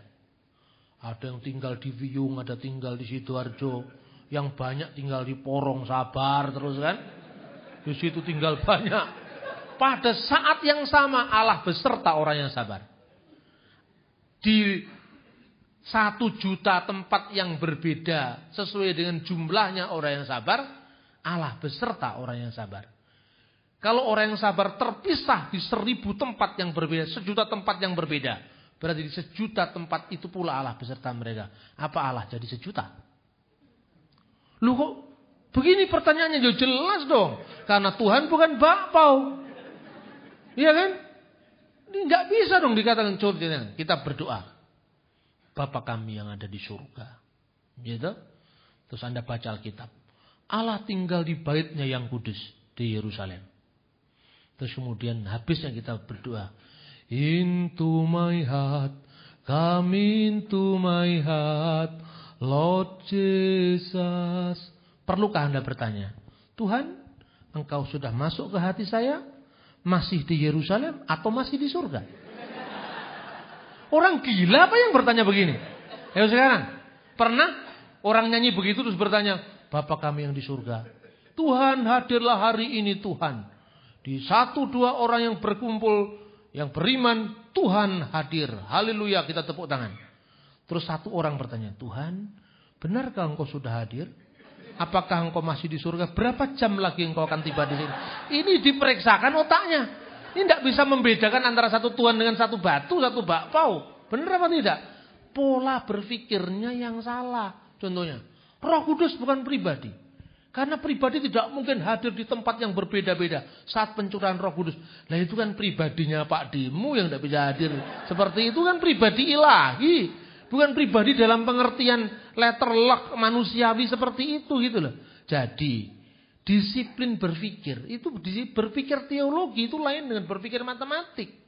Teologi itu berpikir tentang Allah, Allah yang mengatasi kita, Allah yang tidak terikat ruang dan waktu. Jadi sekali lagi Pak John, umatku binasa karena dia tidak berpengetahuan. Itu mungkin terjadi pada Mormon, pada saksi Yehova gitu. Jadi sekali lagi, jangan membenci mereka, tapi mesti mengasihi mereka. Justru kalau Anda mengasihi, kejarlah mereka. Kau kejar dan kutangkap itu. Ada filmnya dulu itu. Cuman lihat iklannya, saya tidak pernah nonton deh. Ya kan? Jadi itu. Jadi kalau Anda bersemangat untuk melayani mereka, ya saya kira itu karena bagian dari kasih kita kepada. Masa tega sih orang membayangkan kok Tuhan seperti itu, kan nggak tega kita. Tapi ya jangan pakai kekerasan. Semakin kita pakai kekerasan, semakin membentak saksi Yehova, mereka semakin merasa benar. Saya punya pengalaman, teman saya, namanya Pak Anton sama Pak Yosep. Ini orang dari dinas pendidikan ini. Ini orang pejabat lah itu. Pejabat yang militan Kristennya itu ya. Tapi kadang-kadang kusru. Nah ini, suatu saat dia dikunjungi saksi Yehova. Dia masuk, silakan masuk. Tak tolak-tolak, kasihan juga saya suruh masuk, Pak, panas-panas aja. Ya sudah. Terus saya kasih air putih. Minum Pak? Ya, kasih air putih. Dia firman Tuhan juga tanya, Pak ada Alkitab? Kebetulan saya punya Alkitab bahasa Madura. Ada ini Alkitabnya, Alkitab bahasa Madura. Pamitan dia, karena nggak bisa bahasa Madura. Loh Pak, ada yang bahasa Indonesia? Enggak ada. Adanya bahasa Madura gitu. Pamitan. Dia sudah merasa bahwa saksi Yehova sudah putus asa datang ke tempatnya dia. Ternyata datang lagi. Kakaknya dia lagi siram-siram. Siram-siram kembang di depan. Ini kakaknya temperamennya lebih tinggi lagi ini. Namanya Pak Yosep. Begitu dia masuk dikocori air cas. Apa yang terjadi? Dia tidak membenci, dia tidak marah. Ayatnya justru keluar. Ingatlah kalau dunia menganiaya engkau. Lebih dulu dia telah menganiaya aku. Rusak kamu sekarang. Justru dia jadi lebih militan karena kamu semprot dengan air. Jangan. Tolong tunjukkan kepada saksi Yehova supaya kita yang teraniaya. Padahal nggak dianiaya kan gitu kan persoalannya. Itu dia tidak bisa lagi ngaku dia pilihan. Karena semakin dia terposisi dianiaya, orang kan merasa benar gitu. Ayatnya keluar. Kalau dunia menolak kamu, dia terlebih dulu telah menolak saya. Dia semakin giat. Jadi ini harus hati-hati. Jangan sampai kita main kasar, ngusir. Kalau menurut saya nggak usah. Melaporkan ke polisi itu kan bahasa orang yang memang tidak mampu menghadapi masalah itu. Saya sudah lapor ke polisi. Kamu akan saya lapor ke polisi. Loh Pak, kami sekarang sudah resmi. Kami boleh Pak. Masa boleh lah, dia nggak tahu kalau saksi Yehova sudah boleh. Ini ada yang seperti itu. Orang GKJW lagi sih ya. GKJW lagi ini.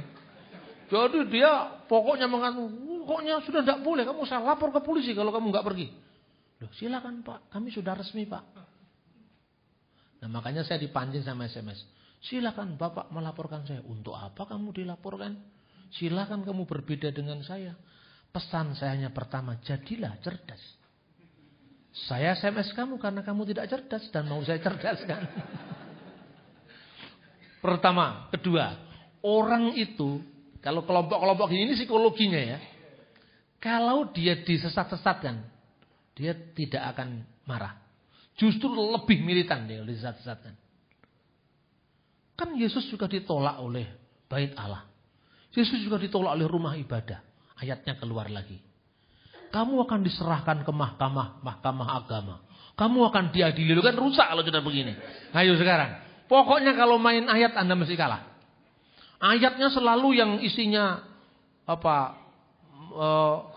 menghibur, yang orang yang teraniaya, yang remuk hatinya itu mesti. Yang penting itu tadi. Jadi jangan kita menganggap orang itu teraniaya. Terus yang kedua, saya dalam interaksi saya dengan kelompok-kelompok seperti ini tidak pernah ngomong. Saya kalau ngomong bodoh memang pernah. Kamu goblok gitu. Tapi saya itu tidak sampai hati saya ngomong begitu. Itu salah satu terapi. Ini jujur saya katakan. Dan hasilnya banyak. Terapi. Orang tuh kalau merasa pintar. Terus kemudian digoblokkan kan sebetulnya sakit hati kan. Tapi sakitnya itu sebetulnya bukan sakit beneran itu. Kaget. Apa memang benar saya itu bodoh? Itu kan bertanya sendiri. Jadi saya tidak pernah ngomong kamu sesat.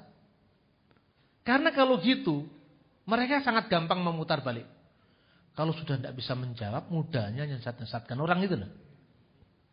Saya bilang, kamu mau sesat, mau enggak, itu bukan urusan penilaian saya. Tapi menurut disiplin berpikir yang benar, kamu salah. Karena kamu tidak cerdas. Kamu tidak bisa membedakan satu Tuhan dengan satu batu. Makanya firman dengan Allah kamu samakan dengan gundulnya Yohanes dan gundulnya Markus. Tidak sama itu, saya bilang gitu. Nah, yang begini biasanya langsung dia merespon. Mungkin tidak hari itu. Tapi kalau bisa masih supaya bertahan dia bertanya. Kalau supaya dia bisa bertahan dalam konteks persekutuan kita, jangan begitu. Kecuali kalau itu ultimum remedium itu bahasa hukumnya. Artinya itu alternatif terakhir gitu. Baru kita lakukan itu. Lebih-lebih pada tokoh-tokohnya. Kalau kepada yang kroco-kroco itu kasihlah dia.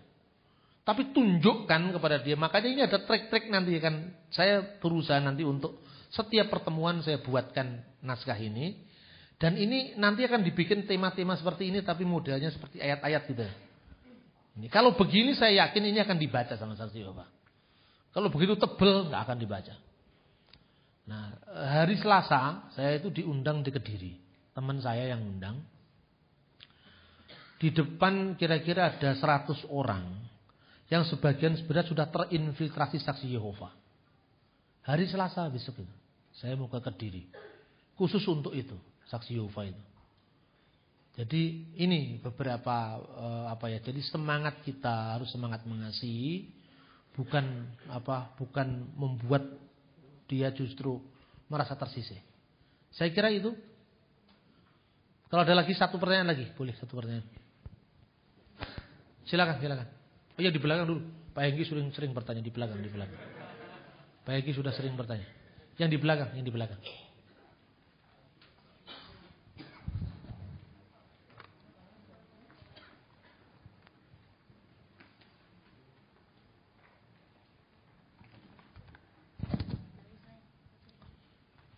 Ada? Tadi ada angkat tangan? Enggak ada. Pak Hengki kalau gitu, Pak Hengki.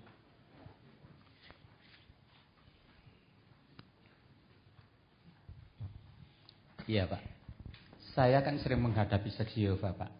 Kelemahan orang-orang Kristen ini sebetulnya Pak ya, Bahasa Jawanya itu kemelinti itu loh. Intinya kemelinti itu seakan-akan orang Kristen itu selalu memojokkan mereka. Karena apa? Di dalam tatanan Kristen ini ada pendeta, ada majelis, ada apa gitu loh Pak.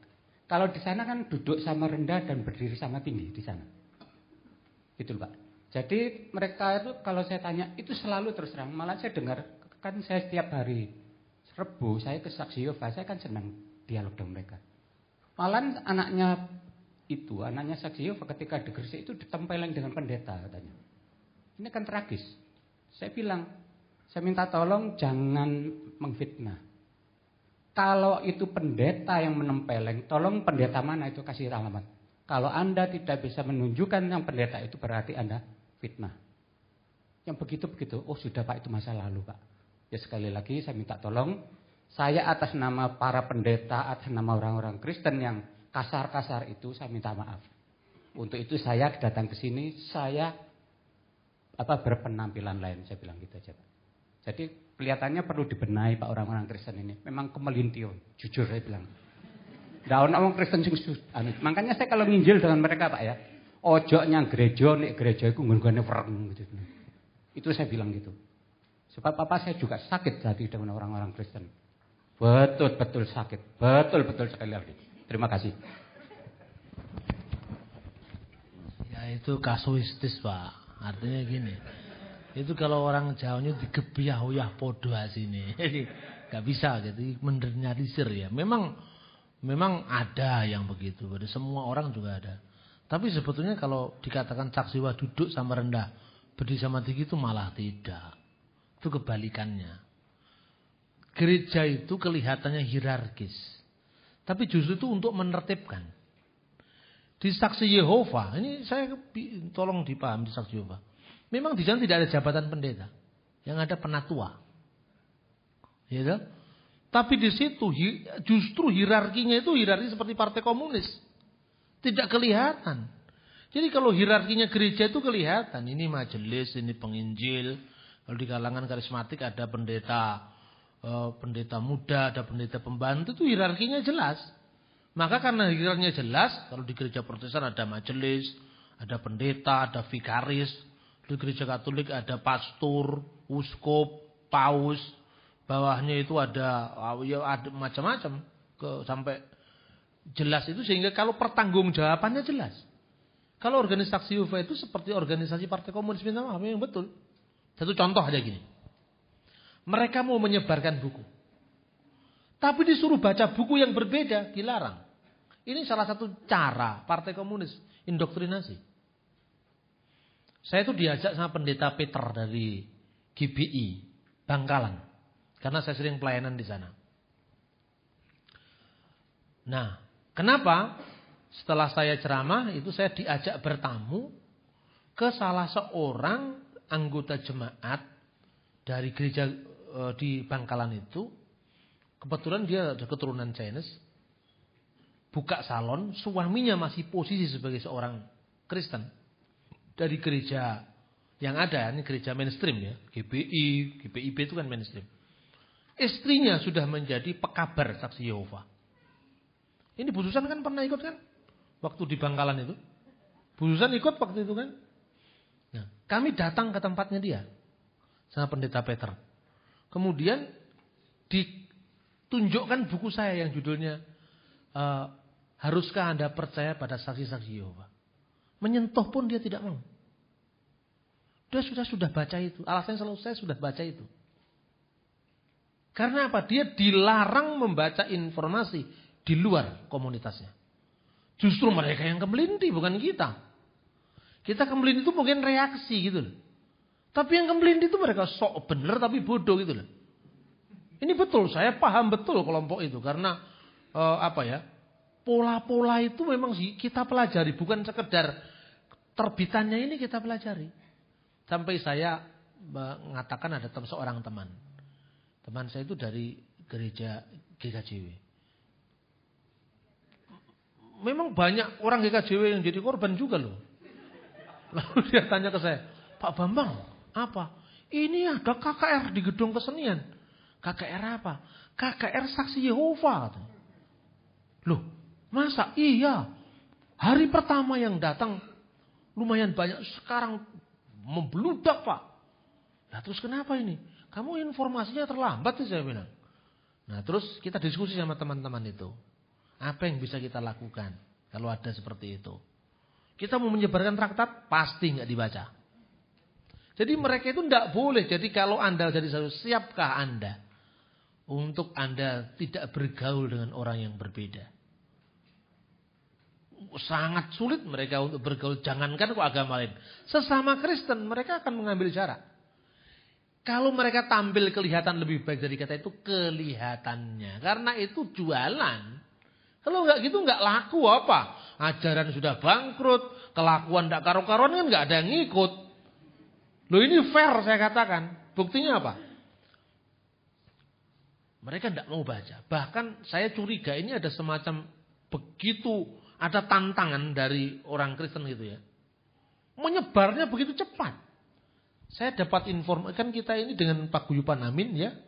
Itu kan menyerang ke kota-kota ini. Kita sudah ke Surabaya, Manado, Semarang kan sudah. Sambil bagi buku. Haruskah Anda percaya pada saksi-saksi Yehova? Di Manado selama 4 hari talkshow di radio-radio. Karena saya gregetan. Itu 1 halaman full koran Manado Post. Memuat iklan Saksi Yehova akan mengadakan KKR di lapangan Kelabat. Jadi nggak kalah dengan kelompok karismatik Pantekosta yang biasanya bikin KKR di lapangan Kelabat. Mereka bikin KKR di tempat yang sama. Saya kontak sama teman-teman saya di GBDI. Kapan bikin acara? Saya mau hadir. Tapi seminarnya harus tematis dan Anda harus bisa kumpulkan massa. Saya mau datang. Nah, kemudian beberapa teman dari kelompok Pantekosta mau bikin acara. Saya KKR sama seorang pendeta dari Jakarta datang ke situ, datang banyak sekali. Saya langsung ngomong tentang Pantekosta, tentang Saksi Yehova. Yang lebih tanggap justru Keuskupan Manado. Saya diminta ngajar di Seminari Pineleng tentang tema Arianisme sampai Saksi Yehova. Kemudian saya diminta untuk saya homili di Gereja Katolik tentang Saksi Yehova dan di salah satu paroki di desa, salah satu desa yang umatnya banyak sekali di Tomohon. Karena di sana Saksi Yehova sudah menjadi tantangan. Saya datang ke Jambi akhir tahun lalu. Itu di Jambi kan gereja dilokalisir. Artinya tidak boleh terlalu berbaur dengan perdanya begitu dengan gereja-gereja lain. Jadi GPIB, GBI, GPDI, Saksi Yehova itu satu baris, satu jalan. Itu di Jambi. Dan Saksi Yehova katanya akan bangun balai kerajaan yang lebih besar daripada gereja-gereja itu. Nah sekarang kalau gereja-gereja itu tidak bisa rukun, bagaimana? Umat ini kan taunya, saya ini sama-sama.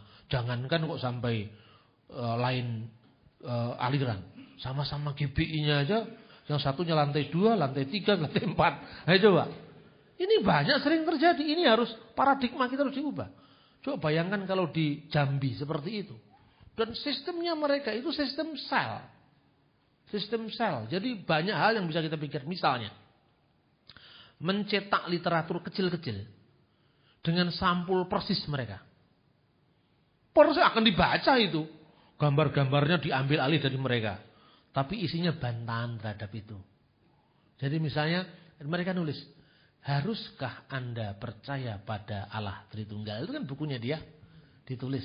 Kita bikin buku yang sama, kita scan dari sampul yang sama, di atasnya ditulis sebuah jawaban kecil aja di bawahnya. Bagi itu kan. Nanti kalau mereka sudah menengarai itu, kita bikin cara yang lain sampai dia kapok. Kan begitu, yang penting kan sampai dibaca. Saya terus terang ada dalam situasi di mana buku saya nggak mau dibaca oleh mereka. Bahkan sepertinya ini saya mencurigai. Jangan mau meladeni dialog-dialog yang saya selenggarakan. Karena mereka sudah 1 kali datang, saudara Happy, salah satu pimpinannya Saksi Yehova di Surabaya, datang di Convention Hall. Dan saya kasih waktu untuk dia presentasi. Gitu loh. Jadi justru mereka ini sangat-sangat, organisasinya sangat-sangat tertutup Pak. Dan mereka itu punya pandangan, kalau di gereja ya, kita. Setajam apapun friksi di antara gereja-gereja yang ada. Tetapi orang GBI tidak merasa bahwa dia asing ketika dia beribadah di gereja Isa Al-Masih misalnya. Tidak bisa dibayangkan ini terjadi pada saksi Yehova. Minimal itu. Anda dari gereja A masuk gereja B tidak terlalu asing. Tapi bagi mereka di luar komunitas mereka, iblis. Ini ajaran saksi Yehova. Dan itu kalau Pak Hengki punya kesan seperti itu kesan. Ketampaknya, kelihatannya. Tapi isinya tidak seperti itu. Tampaknya seperti itu. Ini kasusnya di Manado. Medan itu sudah ada balai kerajaan saksi Yehova. Surabaya itu di Jemur Handayani. Itu sudah ada. Mereka katanya lagi mencari satu tanda tangan lagi di sekitar itu. Tapi teman saya Pak Ismail tidak mau tanda tangan sampai hari ini. Ya saya bersyukur jangan sampai mau tanda tangan. Loh. Enggak tanda tangan Pak. Amanat ini jangan tanda tangan. Ya. Itu di dekat sini. Ya. Jadi itu pola-pola seperti ini. Makanya kalau ngadepi teror ya harus anti teror. Ini kan kita harus bentuk Densus 88 saksi Yehova. Jadi militansinya kita sama dengan mereka. Kalau kita punya militansi tidak lebih dari mereka, tidak bisa kita memenangkan mereka. Saya kira itu. Ya, waktunya sampai jam berapa, Ibu? Ya, oke. Ya, ini saudara-saudara pertemuan kita yang pertama. Saya tidak habiskan materi ini.